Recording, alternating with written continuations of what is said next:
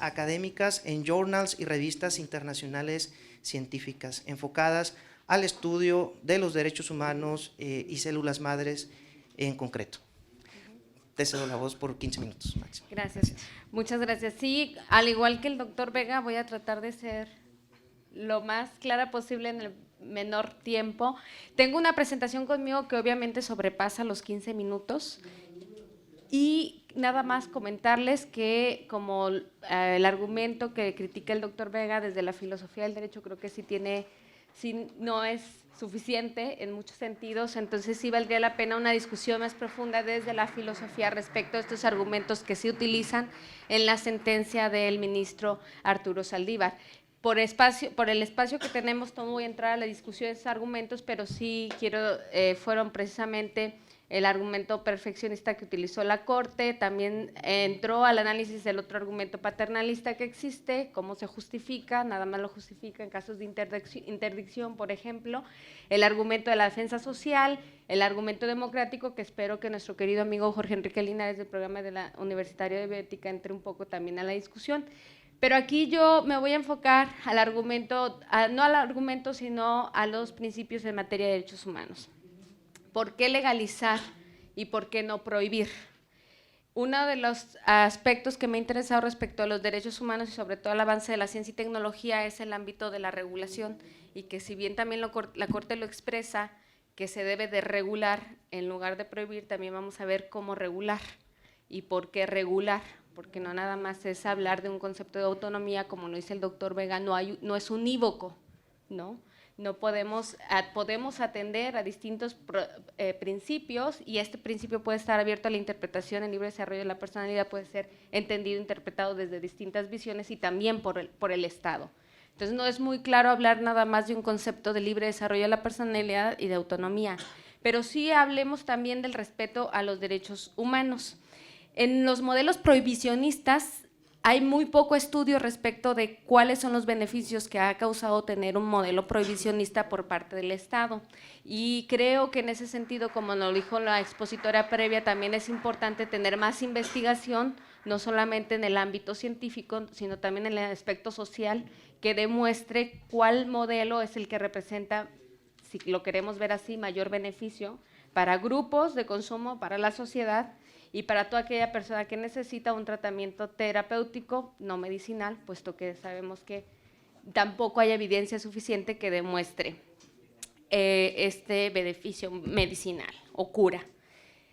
Lo que sí hay hasta el momento es que hay demasiadas situaciones y conductas que estigmatizan y causan prejuicios en la sociedad hacia aquellas personas que hacen uso lúdico de algunas sustancias, como es la marihuana, y sin embargo también esto favorece a la oligarquía y consolidación de otras empresas, como es la industria farmacéutica, la cual no genera el mismo estigma ni los mismos prejuicios para quienes consumen drogas legales, como para aquellos que deciden consumir aquellas que no son legales. Y creo que este es un problema que también debe de atender el Estado al hablar de ética y derechos humanos. ¿Cuáles derechos? Los de la industria farmacéutica o aquellos de los demás desfavorecidos. Es decir, hay también una manipulación del lenguaje social y normativo respecto al surgimiento de un monopolio a través del uso controlado que hacen del discurso normativo, donde se legitimizan ciertas acciones como son aquellas de la industria farmacéutica, ¿sí? En áreas complejas que abordan el binomio de la salud y del derecho. Reflexiones que tienen que ver con un modelo global prohibicionista en beneficio, como lo dije y lo vuelvo a repetir, de algunas compañías farmacéuticas. Los modelos prohibicionistas también se discute que no han cumplido con el objetivo inicial por el cual se adoptaron, que fueron la erradicación de la comercialización ilegal de estas sustancias, buscando la salud pública. Por el contrario, ha generado violencia en algunos casos mucho mayor a la que se tiene y obtenido pocos resultados en la erradicación del consumo o de la rehabilitación. Y además, este modelo prohibicionista creo que representa altos costos sociales en cuestión a la violentación de los derechos humanos, ¿sí?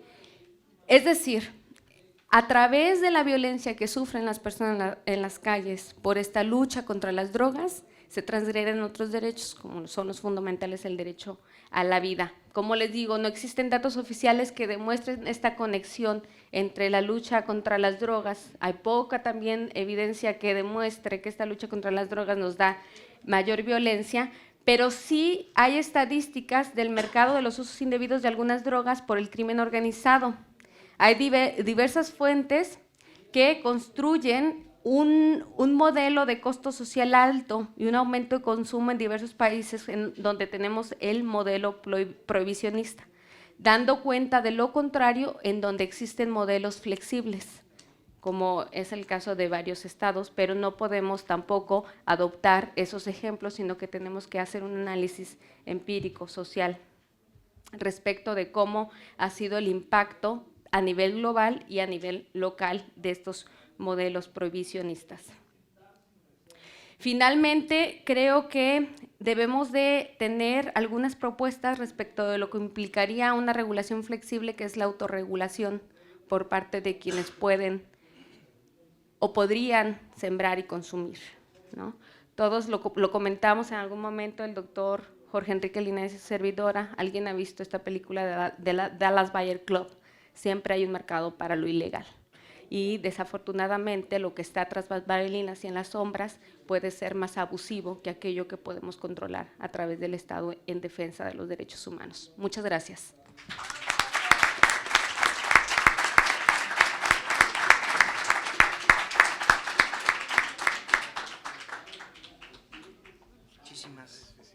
Muchas gracias, doctora.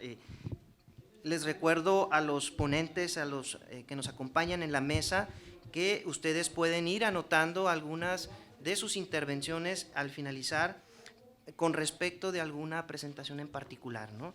Esto, además de que el público nos hará algunas preguntas a través de tarjetas. Nada más quisiera ubicarlos del staff de la Secretaría de Gobernación. ¿Están con nosotros? El staff. Ajá. Los que nos van a apoyar, el staff de la Secretaría de Gobernación está por acá. No está, bueno, de la Universidad Autónoma de Ciudad Juárez, quien nos acompaña, se pueden dirigir a él para entregarle su pregunta y poderla reflexionar en esta mesa. Y bueno, continuamos, los expositores podrán ir anotando sus reflexiones, algunas alusiones que quieran hacer en relación al tema de alguno de los compañeros que aquí nos acompañan. Enseguida les presento a Alejandro Jiménez Padilla.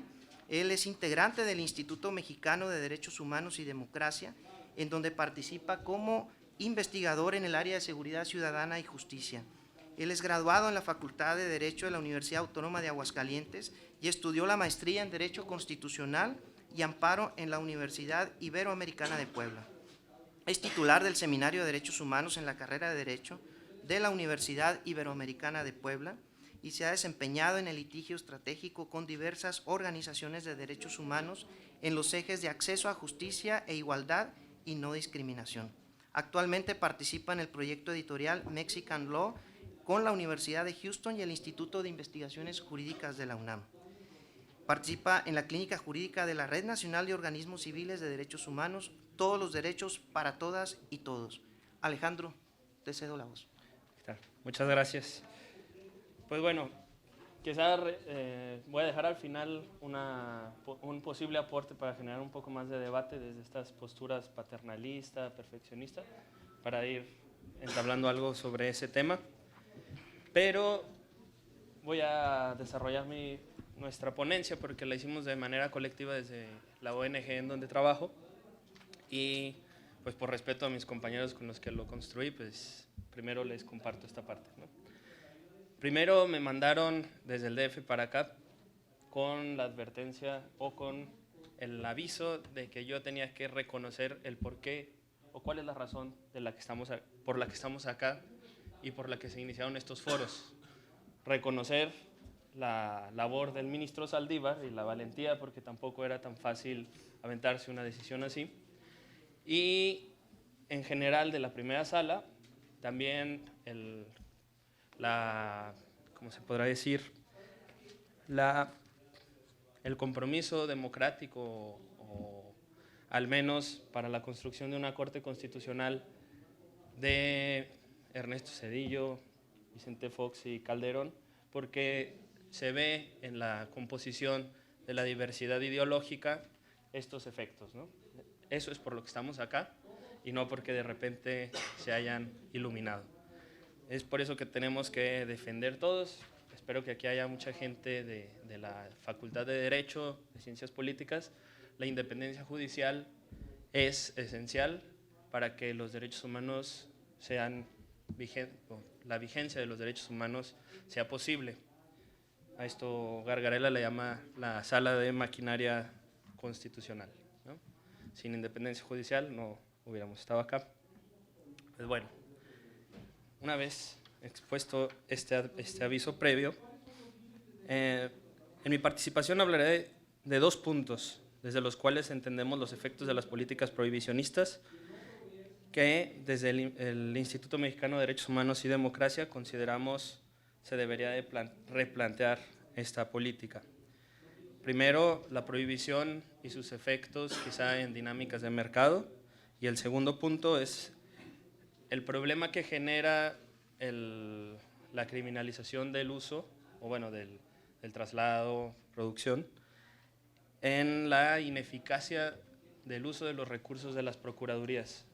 En nuestra organización llevamos algunos casos de desaparición forzada, otros de tortura, en donde a diario nos encontramos con la falta de capacidad para investigar de las procuradurías y muchas veces la falta de independencia de los servicios periciales para identificar, como por ejemplo cuestiones de tortura, ¿no?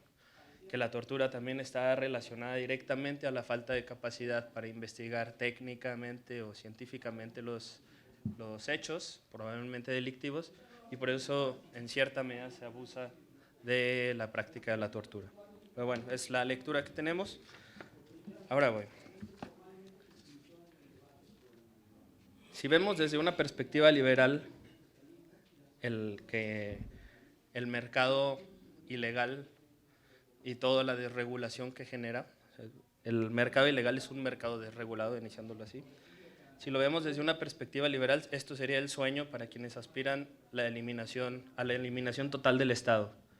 Un mercado sin árbitros imparciales ni reglas fijas, en donde el más fuerte sobrevive, y aquí encontraríamos quizá pues, cuestiones marxistas, pero ahí encontraríamos quizá el capitalismo voraz en su más cruda expresión, en donde no hay impuestos, no hay contratos, no hay ni sindicatos ni derechos laborales de quien trabaja ahí, ¿no? Es totalmente desregulado ese mercado. Los mercados clandestinos son el núcleo básico de la ventaja competitiva de las organizaciones criminales, en todos los mercados clandestinos y no solo en el de la marihuana, como comentábamos, ¿no? Es por esto que quien sostenga el argumento sobre la relación directa entre la legalización de la marihuana y el fin del crimen organizado está en un error. Sin embargo, de lo que estamos hablando en este lugar es de cerrar poco a poco los espacios de los mercados paralelos que operan con la anarquía comercial bajo el manto de la prohibición. Legalizar no implica liberalizar por completo el uso, producción, traslado y consumo de la marihuana. En realidad eso terminaría siendo más parecido a lo que ahora tenemos con este mercado negro desregulado. Legalizar implica poner reglas, diseñar e implementar un sistema de límites, derechos y límites claros para las personas consumidoras, así como la posibilidad de crear controles, tasas impositivas a su producción y comercialización. Regular el mercado de la marihuana implica ponerle límites, alejar a las personas menores de edad de su consumo, tal y como se hace a nivel regulatorio con el alcohol y el tabaco. Alejar a los consumidores de los puntos de venta controlados por el crimen organizado, asumiendo con responsabilidad la incoherencia de despenalizar el consumo sin antes haber creado una vía legal para obtención de la marihuana. El secretario de Gobernación se refería a esto, ¿no? El consumo no es delito, pero no tenemos ninguna manera legal de hacernos de la sustancia, ¿no? Dejar todo al derecho penal, por otra parte, nunca ha sido una buena idea. Es la parte más violenta del poder estatal, esto todos lo sabemos. El poder punitivo. La óptica punitivista con la que el Estado regula actualmente esta sustancia pasa por alto al menos 5 o 6 niveles de política pública, mucho más eficaces para desincentivar el consumo y proteger la salud de los consumidores. Pensemos en el tabaco, y eso quizá también va a generar algo de discusión. La prohibición en el tabaco tenemos prohibición de publicidad. Tenemos la publicidad antitabaco en las cajetillas, los impuestos, solo lo pueden consumir o comprar los mayores de edad, la prohibición de consumirlo en espacios públicos, una NOM que regula la calidad de las plantas y los procesos de producción.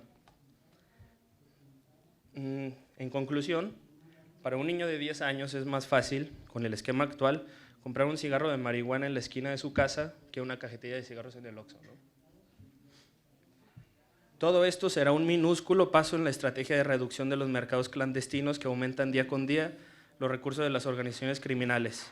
Solo así, cortando estos densos flujos de dinero proveniente de los mercados ilegales, ya sea regulándolos o identificando su relación con operaciones de lavado de dinero y no criminalizando a quienes consumen y orillándolos a negociar con las organizaciones mafiosas, se puede poner este triste episodio nacional.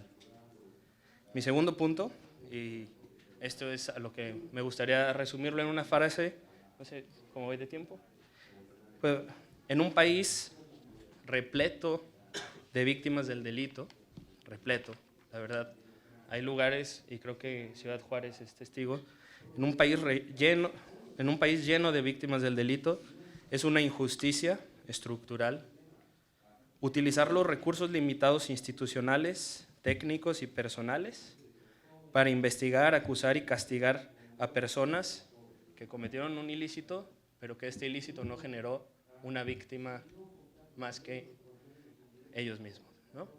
Que no me gustaría ponerlo a nombre de víctima, pero castigar, investigar y gastar todo lo que implica el sistema de justicia, el sistema penitenciario, para sancionar a una persona que no le hizo daño a nadie.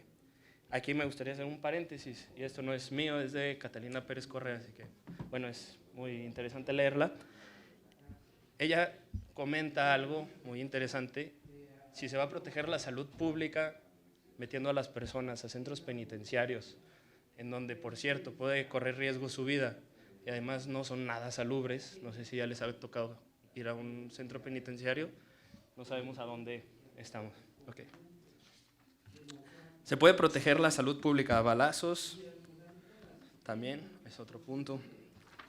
Creemos que esto es insostenible. Pensemos que en una procuraduría hay 10 ministerios públicos, y a estos ministerios públicos siempre, no es un estándar que encontramos repetido en las procuradurías, se les evalúa dependiendo del éxito en la judicialización de carpetas de investigación o de averiguaciones previas. Inicié una carpeta de investigación y logré judicializar tantas, ¿no? Entonces, con este tipo de incentivos que buscan medir la eficacia de las procuradurías, lo que estamos provocando es que los ministerios públicos inicien averiguaciones previas o carpetas de investigación que tienen cierta posibilidad de tener éxito, ¿no?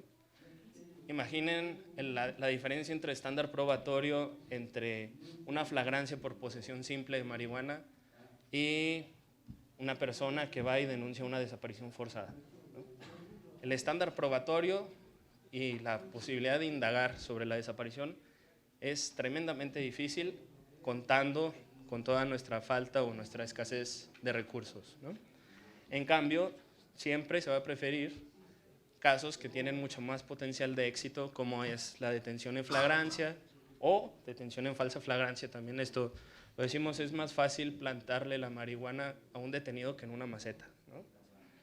Entonces, esto es otro problema que ya no me va a dar tiempo para abarcarlo, pero hay una relación directa entre las falsas flagrancias y la siembra de pruebas que la marihuana es una estrella, ¿no? Entonces, pues bueno, me gustaría cerrarlo ahí y poder comentar algo. No tengo yo tan trabajado la parte de filosofía del derecho ni argumentación jurídica, pero sí había analizado un poco, un tanto más como muy a favor de Saldívar. Pues me tocó estudiar y ver la transformación de la Corte y me falta quizá desarrollar más mi punto crítico, pero sobre esta promoción de proyectos de vida valiosos, y sobre la posibilidad de que cupieran proyectos de vida no valiosos, como yo pienso actualmente encontramos, ¿no? Pensemos en los vagabundos, que quizá no tienen un proyecto de vida valioso, pero en mi tierra, en Aguascalientes, alguna vez estuvo tipificado el delito de vagancia y malvivencia, que al final terminaba por criminalizar a las personas y no a sus actos, ¿no? Entonces, ese podría ser una limitante. Otro, y quizá aquí un poco más agresivo, los juniors, los hijos de... ¿Perdón? No, pensemos en los juniors, en personas que no están haciendo nada ni por la sociedad, ni por la dinámica cultural, ni económica. Viven de sus padres sin ninguna aspiración, y esto sería un proyecto de vida válido. Yo pienso que lejos de eso, en un estado liberal de derecho, deberían de caber todo tipo de proyectos de vida y no establecer una nueva Inquisición como un poco más secularizada, pero a nivel filosófico. ¿Ok? Bueno, muchas gracias.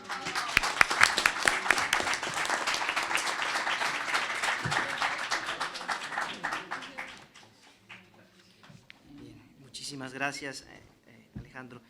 A continuación, escuchamos la participación del doctor Jorge Enrique Linares Salgado. Él es director del Programa Universitario de Bioética de la UNAM, cuenta con un doctorado en Filosofía por la Universidad Nacional Autónoma de México, es profesor de la Facultad de Filosofía y Letras en el posgrado de Filosofía de la Ciencia y en el posgrado de Ciencias Médicas y de la Salud de la UNAM. Miembro del Sistema Nacional de Investigadores de la Academia Mexicana de Ciencias y la International Association of Bioethics. Su labor de investigación y docencia se ha enfocado en los problemas de la bioética, la ciencia y la tecnología en la historia contemporánea, en los temas actuales. En 2008 recibió la distinción Universidad Nacional para jóvenes académicos de la investigación en Humanidades. En 2007, Premio Nacional de Filosofía de la Asociación Filosófica de México, y 2005 obtuvo el premio de la Academia Mexicana de Ciencias. Uno no. Gracias. Sí. Bien, yo creo que para centrarme en algunos puntos del debate, actualmente existe ya un pleno consenso sobre la utilidad de los usos terapéuticos de la marihuana en muy diferentes presentaciones. Creo que es un consenso que ya podría mover a nuestro país a considerar la plena despenalización, descriminalización de los usos terapéuticos, porque estamos retrasados con respecto a otros países, por ejemplo, otros estados como California, durante varios años atrás que se ha hecho esto. El debate está en torno al tema de la despenalización y la posible legalización.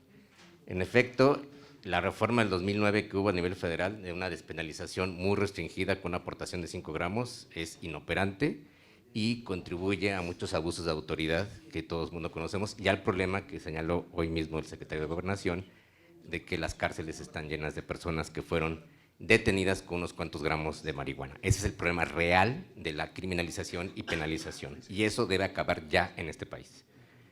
El problema es discutir cómo se podría legalizar, regular regular adecuadamente el consumo, la producción incluso y la distribución. Y hay varias posibilidades.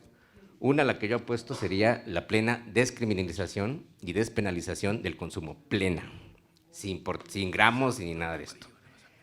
Y lo segundo es el problema de qué modelo elegir para regular y legalizar la producción y distribución, si es en clubes de autoconsumo, con supervisión, desde luego con regulación, si es una comercialización, muchos piensan que no es el camino correcto la comercialización por otras razones.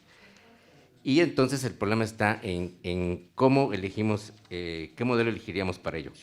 Yo les recomiendo, ahora el problema es que la posible despenalización y también regulación legalizada de tanto el consumo como la distribución de la marihuana no implica, desde luego, que la marihuana sea un producto inocuo y que no produce riesgos. Nadie ha dicho eso. La marihuana produce riesgos y produce daños a la salud. Eso está clarísimo, ¿sí? Pero hay muchísimas otras cosas en el mundo y en el mercado que producen riesgos y daños a la salud. y el Estado no tiene ya actualmente argumentos para seguir prohibiendo y criminalizando a quienes se dañan a su salud por consumir cuáles cosas. Ahora, eso no quiere decir que la marihuana, en efecto, cuando hablamos de uso recreativo, a mí tampoco me gusta el término uso recreativo, pero es el que se está, digamos, popularizando. Entonces, el uso recreativo, o sea, no terapéutico, no con fines terapéuticos, está basado en ese derecho fundamental de elección autónoma de formas de vida. Bien, yo les recomiendo que hay un estudio que ahora se ha publicado, que lo coordinó el doctor Juan Ramón de la Fuente, se llama Marihuana y Salud, es un libro que publicó el Fondo de Cultura Económica con la UNAM y la Academia Mexicana de Medicina. Ahí está contenida toda la información científica actual, están todas las referencias científicas actuales, por las cuales yo puedo decir, yo no soy un experto obviamente en medicina y todo, pero pueden ver la ponencia en extenso que tengo, y diría dos tesis que pueden resultar polémicas. Una, el consumo de marihuana no representa actualmente un problema de salud pública grave en México. No lo es.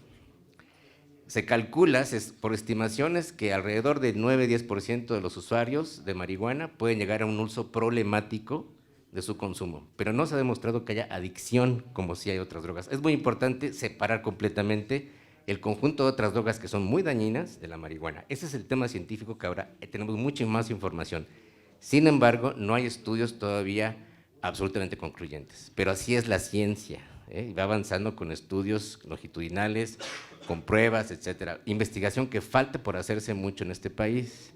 ¿Por qué no se ha hecho esa investigación? Pues porque estaba prohibido, porque hay prejuicios, y el tema que me voy a la tesis, es que no veo la presentación, no puedo ver las dos cosas al mismo tiempo, perdonen mis limitaciones ópticas, pero la tesis 5, que debe estar por ahí, me dicen cuando aparezca. Ahí. El problema es esto, ha habido una estigmatización y discriminación de los consumidores de marihuana en este país, como en todas partes del mundo. Al ser perseguidos, al ser criminalizados, entonces automáticamente fueron considerados adictos, personas degeneradas, indeseables, dispuestas a delinquir, y la gran mayoría no lo son. Eso no quiere decir que no se persiga a quienes delinquen por haber consumido o no haber consumido, eso es otra cosa. El tema es si podemos seguir considerando un crimen consumir marihuana, y hoy por hoy, según los datos científicos que tenemos, esto es basado en evidencia científica, no existen daños severos ni de altísimo riesgo, como sí existen de otras drogas con respecto al consumo de marihuana. Y en todo caso, el derecho fundamental de consumirla debería basarse, con aquella la discusión que ya se hizo sobre el asunto de la autonomía, yo que el ministro hubiera elegido otros autores más clásicos, y elegiría el autor clásico de la defensa de la autonomía individual en toda la tradición occidental moderna, que es John Stuart Mill, quien publica en 1859 el libro sobre la libertad. Dice John Stuart Mill, dicho principio, el principio de la autonomía, establece que el único fin por el que los hombres están legitimados individual o colectivamente para interferir en la libertad de acción de cualquiera de sus semejantes es la propia defensa. La única razón legítima para usar de la fuerza contra un miembro de una comunidad civilizada en contra de su voluntad es la de impedirle perjudicar a otros. Pero su propio bien, sea físico o moral, su salud, no es razón suficiente. El único aspecto de la conducta por el que se puede responsabilizar a alguien frente a la sociedad es aquel que concierne a otros. En aquello que le concierne únicamente a él, su independencia es absoluta. Sobre sí mismo, sobre su propio cuerpo y su propia mente, el individuo es soberano. Esa es la tesis que debería estar en la sentencia. Ahora bien, no quiere decir, le insisto, que la marihuana no produzca riesgos, y hay que tratar los riesgos. En efecto, hay que insistir en la prevención, en el tratamiento. Se sabe con certeza los daños que puede ocasionar si se consume en edad temprana, adolescencia y niñez. Se conocen estas relaciones con efectos psicóticos y por la relación con esquizofrenia, pero no son concluyentes. Entonces no podemos pensar que esto es una pendiente resbaladiza, que si se legalizara la producción, todo el mundo se volvería marihuano y todo el mundo se volvería psicótico. Eso no ha sucedido ni va a suceder, y tenemos bases científicas para pensarlo. No es una mera suposición. Hay que insistir en el tratamiento, y yo la verdad aplaudo a todas las personas que están en el tratamiento, que conocen estos problemas y han visto los casos más terribles. Sin duda que son algunos casos terribles, pero no es la mayoría de los casos de consumidores de marihuana. Ya hay que separar muy bien consumidores de marihuana que consumen de otras drogas. Se sabe también que la marihuana no es la droga de entrada de otras drogas, no la es, pues según todos los estudios, pero hay que hacer más investigación. No tenemos absolutamente datos concluyentes, pero los indicios, las investigaciones más recientes nos están mostrando esto. Estos hacen caer los argumentos de la enorme peligrosidad de la marihuana, por lo cual yo creo que la marihuana ya no debería estar en el grupo 1 de drogas altamente peligrosas en la Ley General de Salud, que el Estado no tiene ya argumentos para criminalizar y perseguir, y que el problema es que el consumo existirá, las causas, a ver si puedo encontrar la última tesis, como dicen cuando aparezca la tesis, espérense, 10, qué horror, que no puedo ver nada. No, esto ya se trabó. Bueno, déjenme concluir ya mejor. No se puede atacar y destruir o desaparecer, nos guste o no nos guste, las causas sociales y los fundamentos de por qué la gente consume drogas psicoactivas y marihuana. Es una cultura. Y esto tiene muchas dimensiones. No quiere decir que sean modelos excelentes de virtud, y probablemente lo sean, ¿eh? Yo no me atrevería a calificar como modelos ni mucho menos inmorales ni nada de eso. Y ante esa realidad, ¿qué es lo que le corresponde al Estado y la sociedad? Bueno, mi conclusión la puedo cerrar así. El Estado mexicano tiene la obligación de advertir con rigor y veracidad, que no ha sido el caso, al público sobre los riesgos reales a la salud por el consumo de marihuana, los riesgos reales, no los inventados en las estadísticas, y separar muy bien el consumo de marihuana de otro tipo de drogas, con base en las evidencias científicas actuales, pero no posee razones suficientes para perseguir criminalmente a sus consumidores ni para prohibir legalmente todo tipo de producción y distribución de la marihuana, tanto para usos terapéuticos como para usos recreativos.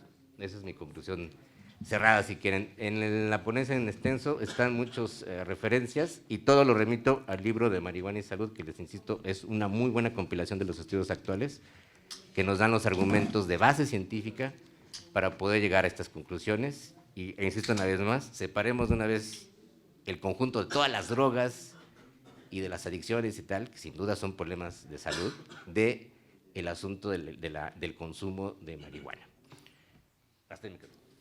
Bien, muchas gracias.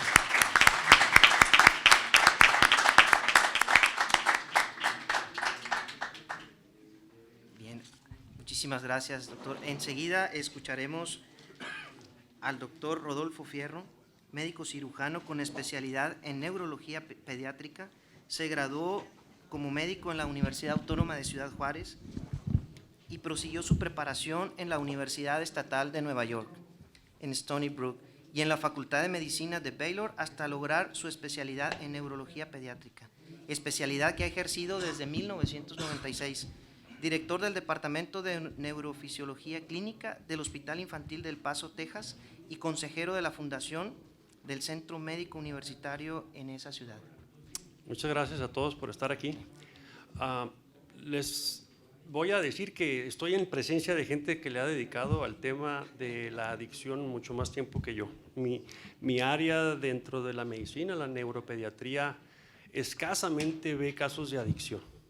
Yo me dedico, como todos ustedes podrán saber, a niños con epilepsia, y eso es lo que me trae aquí con ustedes. La epilepsia, dentro de uno de los manejos que hay para la epilepsia, sobre todo los síndromes intratables de epilepsia, es lo que me trae aquí.